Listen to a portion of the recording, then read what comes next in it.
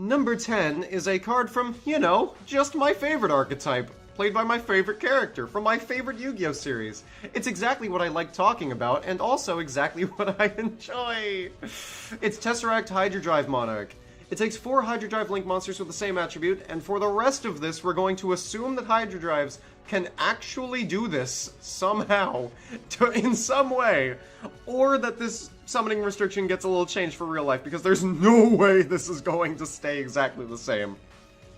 If this card is special summoned, you can activate this effect. This card is also water, fire, and wind attribute while face up on the field. Negate the effects of monsters with the same attribute as this card while your opponent controls them. During your battle step, if this card battled this turn, you can make your opponent send one face-up monster they control with the same attribute as this card to the graveyard, their choice. And if they do, this card can attack an opponent's monster again in a row. If this card is in your graveyard, you can pay 1,000 life points, special summon this card, and if you do, double its attack, but banish it during the end phase. So, I want to talk about, the balanced good part before the unbalanced good part for a second. The only reason this is at number 10 is because, it's impossible to summon, but it's kind of VFD on legs. Well, VFD already has legs, at least the little scooters he has, but look at him. Tesseract Hydra Drive Monarch, it just negates everything that isn't light or dark, and in a game where light and dark are the biggest attributes by a country mile, maybe that'll be a bit concerning, but also, if you combine earth and water, you're pretty much good on one of those attributes, so you can negate quite a bit. Also the fact that it can be spot removal, and attack again, with 3,000, or, my personal favorite at the end effect, 6,000 attack, is a little ridiculous. Speaking of a little ridiculous, let's talk about that last effect for a second. If this card is in your graveyard, you can pay 1,000, special summon it, double its attack, banish it during the end phase. Now, who here read the drawback here? Because banishing it during the end phase doesn't fucking happen. Let's talk about that. Paying 1,000 life points, you can do that by definition 7 times. And also, hilariously, it also seems to have an upside of just bashing your opponent's fucking skull in, and I don't understand that. But here's the obvious part. It's free link fodder, it's free everything fodder, it's a link 4 that you can use for whatever you want, and you can keep spamming it back. If you use it to summon another thing, oh no, it's back, and also it has 6,000 attack and can attack twice. I don't understand it, but I admire it. Tesseract Hydra Drive Monarch is the best card out of a terrible, god-awful, no-good, very bad archetype. But it's a very good best card at that. Number 9, we're kind of bringing it a little bit more towards the middle here. Sun Avalons are better than Hydra Drives, but Dryanome isn't as hilariously broken as Tesseract Hydra Drive Monarch, but you can actually summon it. It takes 2 or more plant monsters, so it fits right in with Predaplants or Lone Fire or anything you want to do. Cannot be used as link material to turn its link summoned. Cannot be targeted for attacks, but does not prevent your opponent from attacking you directly. Once per turn, if a monster this card points to is targeted for an attack, you can move that monster to another main monster zone. Negate the attack. If this card is link summoned using a Sun Avalon link monster, it gains this effect. Up to thrice per turn, if you take battle or effect damage, you can special summon 1 Sun Vine link monster from your extra deck to your zone your Sun Avalon link monster points to.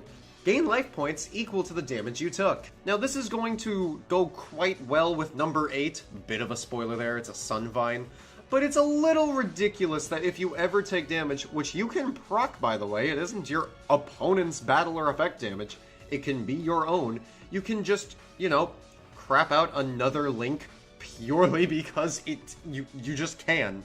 It doesn't seem to have any restriction other than thrice per turn, and if you're taking battle or effect damage thrice per turn and this thing's still on the field, I'm a little concerned. Also, it has really good protection from the fact that, it just can't be targeted for attacks. It just kind of stays there. It's like a planeswalker to a certain degree. It just kind of sits in the EMZ and you just do whatever you want with it. And by that I mean it summons our number 8 monster, Vine Thrasher. Takes 1 plant normal monster. Okay, unexpected die, rescue rabbit. Got it. If no Sun Avalon link monster points to this card, destroy this card. If this card is special summoned, target 1 Sun Avalon link monster that points to this card. This card gains attack equal to that monster's link rating times 800. At the start of the damage step, when this card battles an opponent's monster, you can activate this effect. If that opponent's monster is destroyed by this battle and sent to the graveyard, special summon that opponent's monster to your zone your Sun Avalon link monster points to.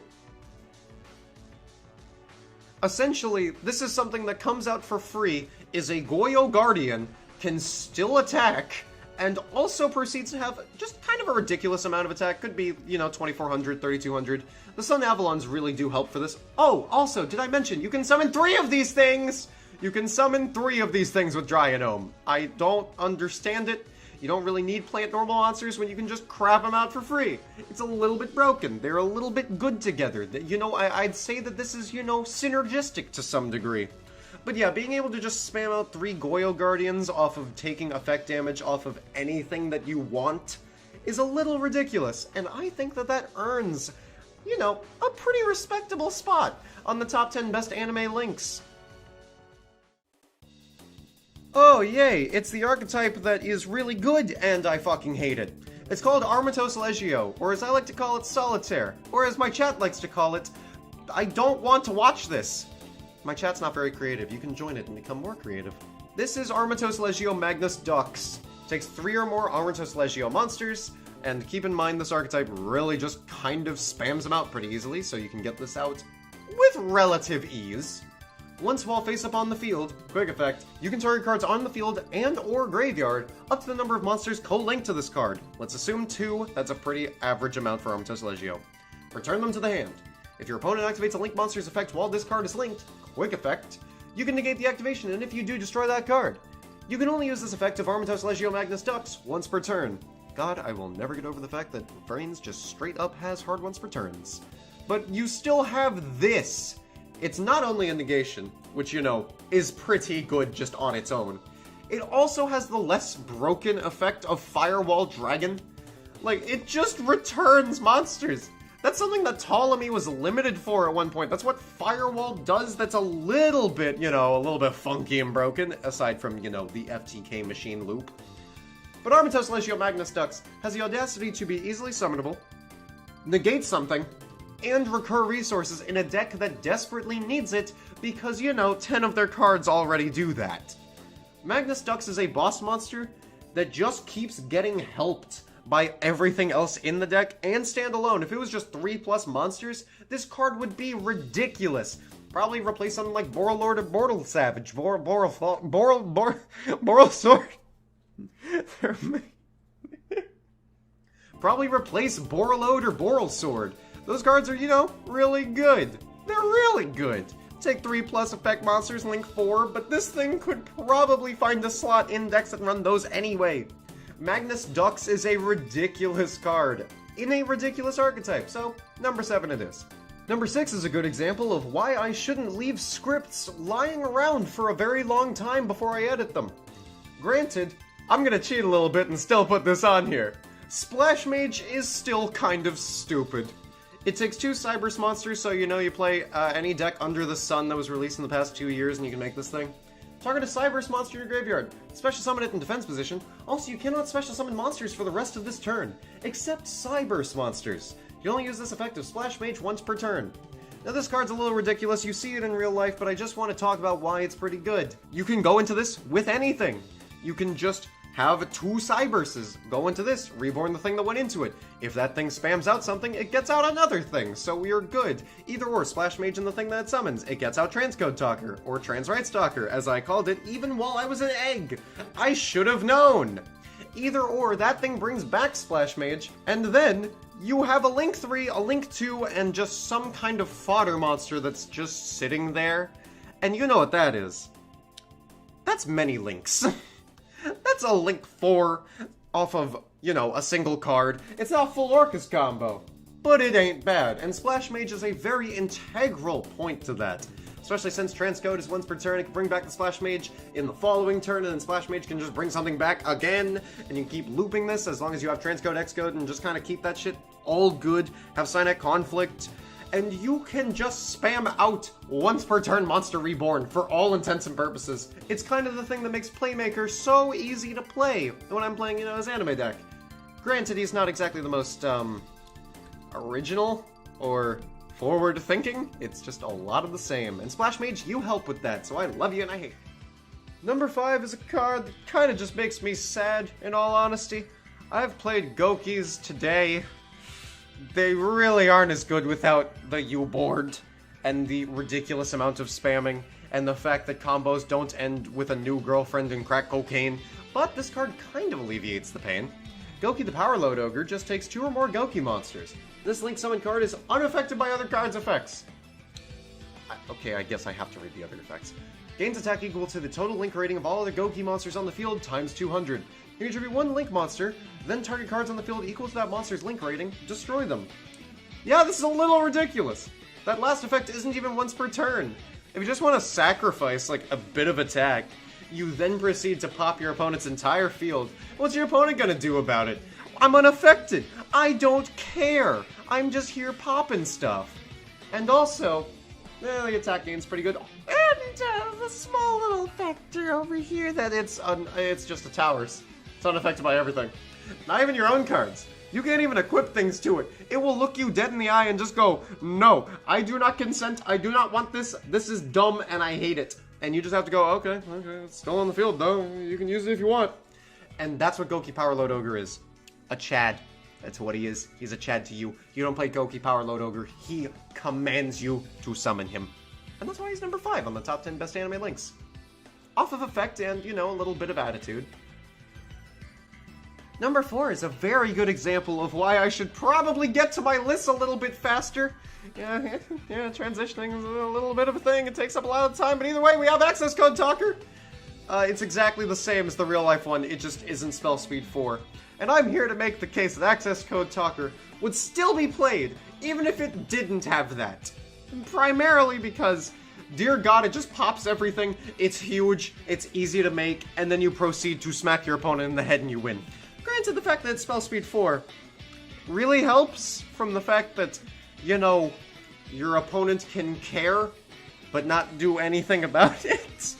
It's a little bit fucking mean, that's why it's so expensive, but Accesscode Talker, you're still good, even in the anime. You got buffed for real life for some ungodly reason. And you are incredible. Thank you, Playmaker. God, it feels wrong to even say that.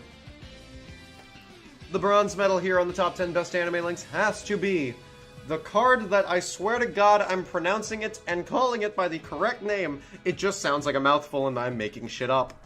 Stormrider Flagship Bahamut Bomber Custom takes 2+ Stormrider Link monsters. Stormriders are, you know, Link monsters. That's all I can really say about them, but let's talk about Bomber Custom. Once per turn, if you control no cards in your spell and trap zone, kind of the archetype thing, you can target 1 monster in your opponent's monster zone. Place it face up in your opponent's spell and trap zone as a continuous spell. Once per turn, if you control no cards in your spell and trap zone, once again, for some reason, quick effect, you can destroy as many cards in your opponent's spell and trap zone as possible, and if you do, inflict 500 damage to your opponent for each destroyed card. Your opponent cannot activate cards or effects in response to this effect's activation. Now, why does this have the spell speed 4 effect? Why is this the problem card? Well, I can tell you why it's the problem card. It's Harpy's Feather Duster that for some reason also kills a monster and burns. I'm not sure I understand. Also, that is probably the funniest kind of removal you can have of just... If a monster says, unaffected by effects that would make it leave the field, you know, like the anime Egyptian gods or something like that, you're not making them leave the field. They're still on the field. They're just, you know, in the back row. And unless you play in Seal of Orichalcos, that shit ain't coming out again. That's just Hamon food at that point. If by some chance you are playing the Sacred Beast structure deck, which just came out. Haha. Dating the video. Either or, Harpy's Feather Duster spell speed 4 is a little bit stupid. Lightning Storm is played. Harpy's Feather Duster would certainly be played. Heavy Storm would certainly be played. Why would you not just play this? Stormriders have something ridiculous. Altergeist leave the meta because of this card in and of itself. If there's just a Stormrider Link monster, if there's just one Stormrider Link monster and its effect is eat shit and die, this still sees play. It's a little bit ridiculous. I mean, a little bit being a lot of it, to be completely honest.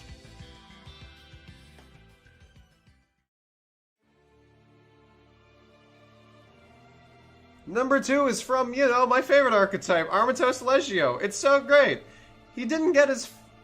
Lightning didn't get as far as he did in basically every tournament that I host on my Twitch channel. By the way, link in description, I do tournaments. I'm gonna do one the day this goes up. Yay. Either or, Lightning didn't get as far as he did purely on the back of Firewall the Elephant. Most of his wins were thanks to Armatos Leggio Legatus Legionis, which has to be the most Latin and badass fucking thing. You can probably put this on your fridge and have people go, ah, sick. And you don't have to explain what it translates to. You just nod your head and go, yeah. Legionis takes 2 or more Armatos monsters to make, and can, once per turn quick effect, target 2 level 4 or lower Armatos Leggio monsters, 1 you control and 1 in your graveyard, a little bit particular, but either or. Send that monster on the field to the graveyard, and if you do, special summon that other monster from your graveyard. On top of that, if an Armatos Leggio monster is special summoned to your field while this monster is on the field, you can make him unaffected by your opponent's card effects this turn for some ungodly reason. Effectively, we have a 2400 attack towers who can constantly swap buffs given to it by the other Armatos monsters it points to.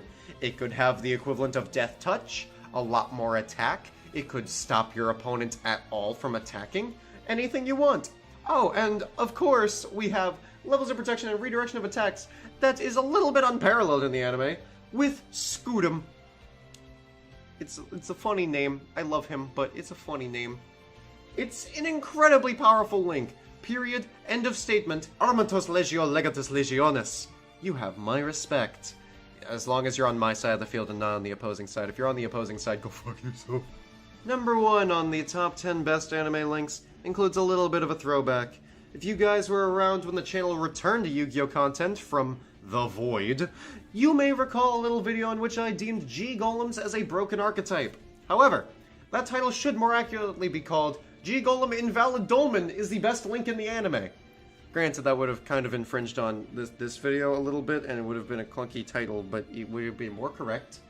A Link 3 that only needs 2 or more Earth monsters to make, so this could just straight up deadass be ported to real life. Gives all monsters co-linked protection from opponents' monster effects. Pretty good protection. It's not all effects, though, so why is it number 1? It can pierce the opponent and redirect attacks to itself, and on top of that, be a permanent negate to what the opponent controls face up when it's destroyed. It dies, everything on your opponent's side is negated permanently, it remembers everything that's face up. You better put some dice on that shit, because it doesn't work.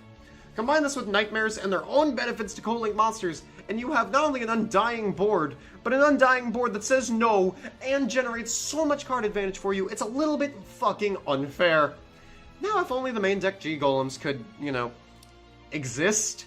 Because even in the anime, it doesn't really matter. You just summon Invalid Dolmen, and the entire duel is invalid. Your opponent's invalid. You were a Dolmen. The bit has ended. Thank you for watching my video.